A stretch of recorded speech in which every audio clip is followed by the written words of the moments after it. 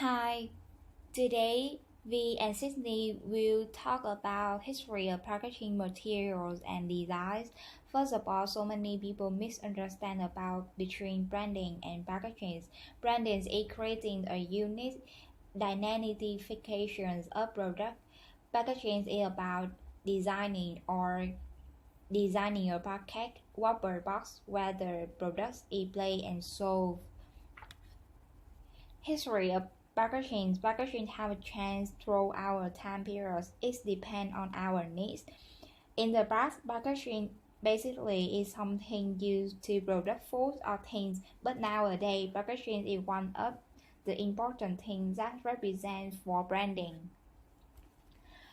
Plastic is one of the top choice for packaging. However, plastic packaging is extremely wasteful and impacts us ecosystems on which we depend due to poor product design and lack of political infrastructure. The majority of plastic waste is sent to landfills or dissolved off into the environment. The great deal of plastic waste is went up to the oceans.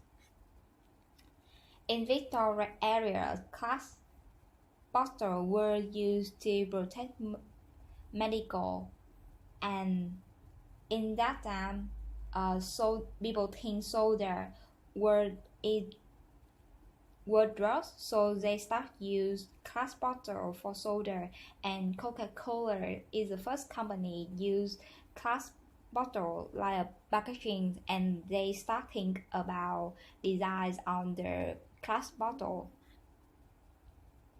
Papers is the oldest example for flexible packaging. The skills of Chinese paper making took many centuries to reach the West. It wasn't until 1310 the technology arrived in England. It would be another 400 years until it arrived in North America. Paper packaging is participating in other phases of industrialization today as the digital print and revolution transform the packaging and label industry. Banana leaf. Like both consumers, packaging today is likely to end up in one of three places: a recycling program, a landfill, or in the environment, perhaps floating in the oceans. One way to ensure that packaging gets recycled is for brand owner and design to start in the design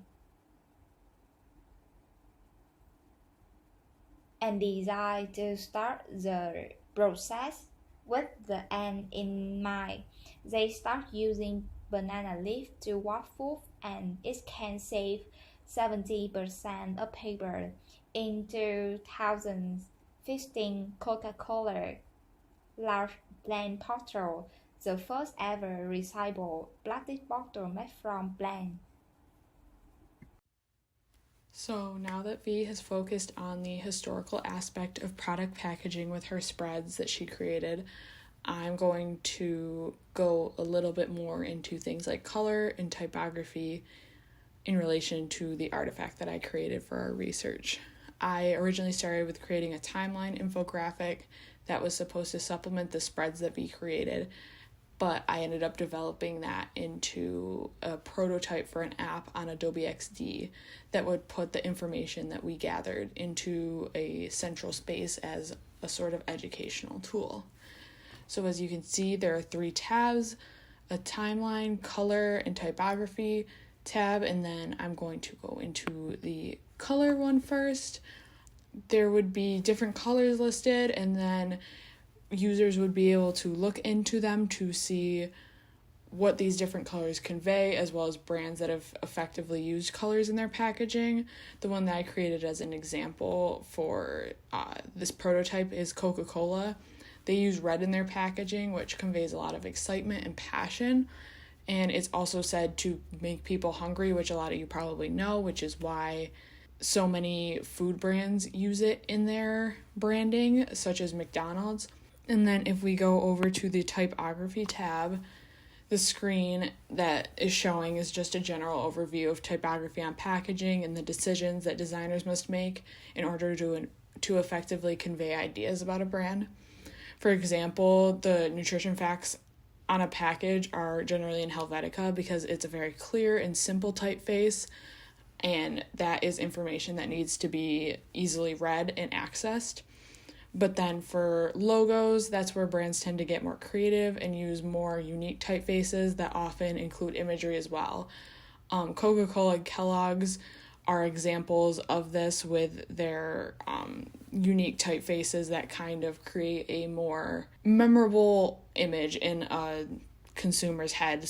Along with this, a lot of thought goes into arranging the fonts, creating hierarchy, pairing different typefaces together, and all sorts of things like that. Ideally, if I had more time to flesh out this app in order to create it into something more real, I would also include a page listed brands, which I put in the screen, but there's not an actual screen that has anything on it yet. But it would be a place where users could go and see specific brands, and when they pressed on them, they would be able to get information about these brands, how their packaging has changed over time, and how they use specific colors and typefaces in their brands, and why that's effective or not necessarily effective. I think it's really important to incorporate stories like this because a lot of brands have gone through trial and error. Like, for example, Tropicana at one point tried to update their packaging to match the minimalist trends that have been going on in design, and people absolutely hated it. They eventually went back to their previous packaging, and I think hearing stories like this about a brand is really useful to include in this resource as well. So I'll take a moment to go back to the timeline that I created. A lot of the events on the timeline are ones that V mentioned in her information that she presented in her spreads, but I also included things that I thought were particularly interesting. Beginning the timeline, it's mostly events about certain materials being created for the first time, such as glass and paper and tin cans. And then as you go down, in the late 1800s and early 1900s, that's when brands like Kellogg's and Nabisco started using cardboard boxes for their food packaging. And then towards the end of the timeline, there are a few notes on brands turning to sustainable packaging, mostly due to the fact that consumers are demanding it now. One that I thought was particularly interesting was the Magical Mushroom Company. They replaced styrofoam products that are used to pack in boxes and make them out of mushrooms. That's just one of many brands that are beginning to use sustainable materials in their packaging. And that's what pretty much is going on in my artifact, and I hope you learned something new from mine and V's research. Thank you for listening.